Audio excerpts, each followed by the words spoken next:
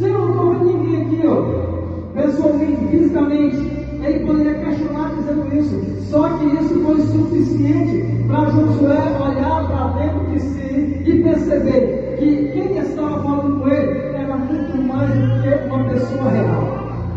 Nós, para entender um ser físico, nós, para entender alguma coisa, nós podemos tocar, nós podemos triscar, mexer, mas Deus, para se relacionar conosco, Ele não precisa se transfigurar, ou quem sabe se materializar. Não, Ele vem apenas através da sua palavra, do nosso coração, e começa a falar dentro de nós, e nós começamos a compreender que é Deus. Sabe por quê? Porque ninguém conhece os nossos pensamentos, ninguém conhece o nosso coração, somente Deus. Você já ouviu Deus falando assim contigo: meu filho, eu sou contigo, você não vai temer, você não vai morrer, você não vai se assombrar, porque eu sou contigo. Às vezes Ele usa uma pessoa, usa um menino, usa uma situação, usa a palavra, aí você compreende dizendo: é Deus que está falando comigo, porque está testificando que é o Senhor que está falando comigo. Glória a Deus! Foi sugerido, Rubens pediu para a gente estar deixando o Espírito de Deus tocar em nosso coração, e a própria Deus dá essa oportunidade para a gente estar lendo especificamente em Josué, no capítulo de número 1 e o versículo de número 9. Eu peço que os irmãos leiam comigo esse versículo. Se você pudesse colocar de pé, fique à vontade. Você é a prova viva da misericórdia de Deus. Amém? 9. Amém? Observe o texto. Eu vou ler para você ouvir, porque tem tradução que é diferenciada. Não te mandei eu, esforça-te, seja corajoso. Não temas, nem te espantes, porque o Senhor teu Deus é contigo, por onde quer que andares. Olha só a palavra de Deus nessa noite. E o tema que Deus colocou no nosso coração foi esse: esforça-te. Esforça-te. Amém? Podem sentar, glorificando o Pai, o Filho e o Santo Espírito de Deus. Vem conversar comigo. Não, Deus é tão poderoso, irmão, que Ele não precisa usar essa forma. O que Ele usa? Ele usa a sua palavra, Ele usa a sua presença, Ele usa o seu Espírito para falar conosco. Louvado e agradecido seja o nome do Senhor. E o que está acontecendo hoje? Nós não estamos ouvindo a voz do Espírito. A Bíblia fala assim: quem tem ouvidos, ouça, porque o Espírito diz a igreja. Eu pergunto a você: aqui é a igreja? Esse templo construído aqui é a igreja? Não. Aqui é só um lugar onde nós estamos reunidos. A igreja quem é? Nós. Eu estava um dia desses comentando, até mesmo com o irmão Joás, homem abençoado aqui. Eu estava falando com ele, dizendo assim: olha, irmão, nós hoje somos o templo moral do Espírito de Deus. Mas quando a gente for arrebatado, tudo terminar, tudo for consumado, e tudo estiver tudo pronto, nós vamos voltar para dentro de Deus. Olha só que mistério interessante. João, quando ele está vendo isso, ele começa a até desmaiar. Ele vai, cai ali com o morro. Mas Deus diz: ei, rapaz, não temas.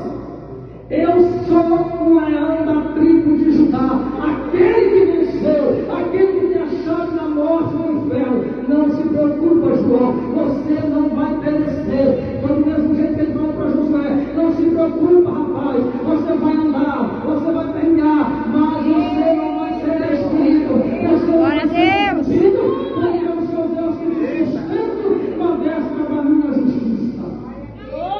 Deus fala para Josué, e aí começa a dizer para ele: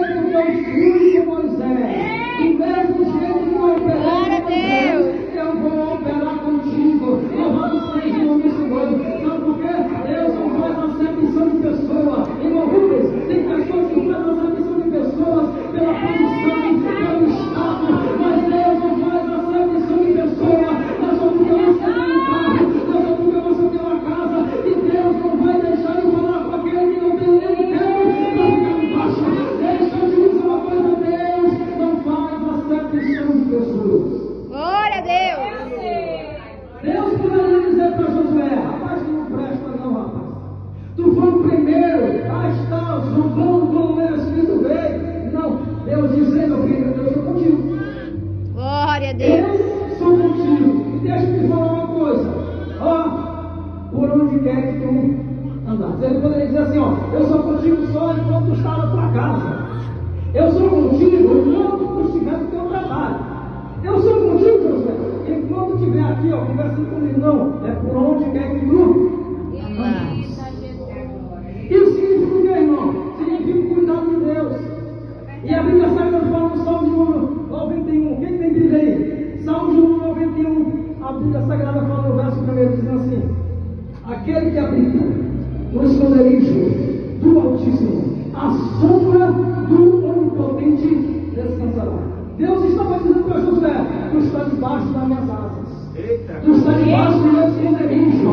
Louvado seja o Senhor. Em outras palavras, Deus estava dizendo para Josué: quando o inimigo procurar a tua vida, quando o inimigo procurar a tua pessoa, não vai poder te achar. Sabe por quê? Porque você está escondido. Quem está escondido em Deus é o Senhor.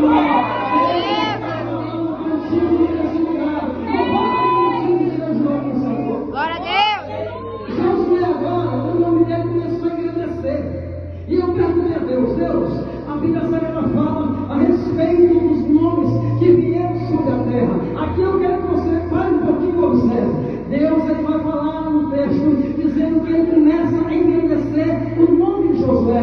E isso me chamou muita atenção, porque a Bíblia Sagrada fala que o nome que está acima de todo nome é o nome de Jesus Cristo. Mas agora você pega aqui essa deixa e começa a entender o porquê que o nome de Josué começa a ser engrandecido. Deus soprou no meu coração, como vai soprar no teu coração agora. Vamos Senhor, Senhor. Esse nome Josué, no hebraico, no grego, significa Yeshua. Louvado seja o Senhor, o Cristo, o Senhor. Então, quando Deus fala para Josué, é como se fosse uma promoção do próprio Deus dizendo: ei, meu filho, eu estou dando só um exemplo para quando meu filho se manifestar em carne, o nome dele ser conhecido como Emmanuel. Deus conosco, Deus conosco, Deus conosco.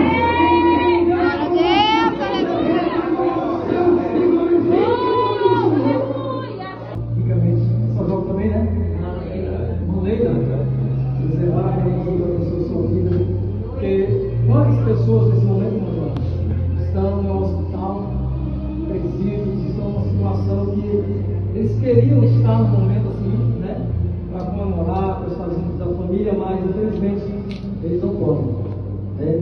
E outros até mesmo perderam a sua vida, o fato de estar em caminhos que a Bíblia fala que parece ser bom, né? Tem caminhos que a gente vai ver pessoas andar e a gente pensa assim: rapaz, ele está se dando bem, mas na verdade ele está se afundando. Ele está se afundando cada dia mais, porque é como se fosse uma areia movediça, né?